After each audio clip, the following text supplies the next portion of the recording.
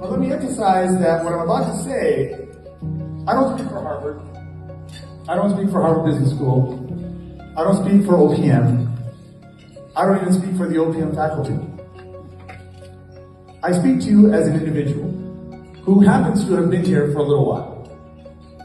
And in the 23 years that I've been here, I have known the mission of Harvard Business School to educate leaders who make a difference in the world.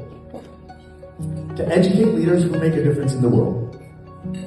And you have heard me say that many times already in these first few weeks in OPM. But I realized only very recently that for Harvard to actually matter, for us to say that we succeeded in our mission, what we at Harvard need to do is not just educate leaders who make a difference in the world. We have to be leaders who ourselves make a difference in the world. For Harvard to matter, I believe, we need to enact the values that we espouse. We need to live the mission that we proclaim all the time. We should not expect more from you than we expect from ourselves. No leader should expect more from other people than they expect from themselves. People will follow what you say sometimes, but they're much more likely to follow your example. Now, I don't care what anybody's politics are. I don't care what your policy preferences are. I don't care what you think about the current context. You can have any position you want whatsoever. It's perfectly okay. But a leader who wants to make a positive difference in the world, I think, has to be able to do a few basic things. You have to be able to stand up to bullies. You have to be able to stand up for the rule of law and for your constitutional rights. You have to resist coercion, extortion, persecution, whether it is aimed at you today or will be targeted at your neighbor tomorrow. These are not always easy things to do, but they are very basic. They are fundamental. And from my point of view, they are non-negotiable.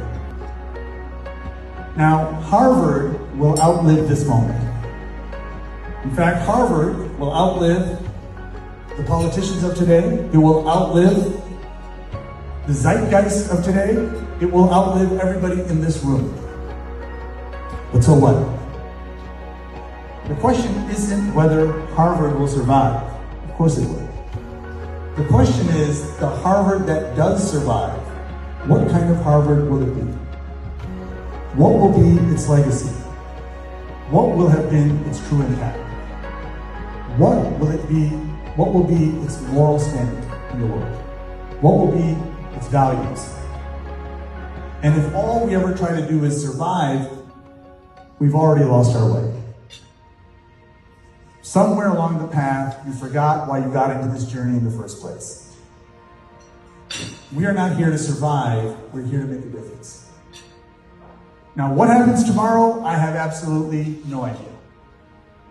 But what will happen a few years from now, I can predict with a high degree of certainty.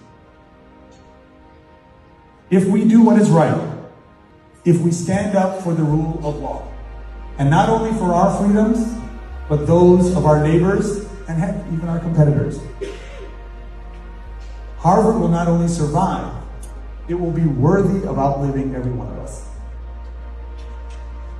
Harvard will not only educate leaders who make a difference in the world, Harvard will have been a leader who made a difference and who did some good for this country and for the world when it mattered, and perhaps when it mattered most.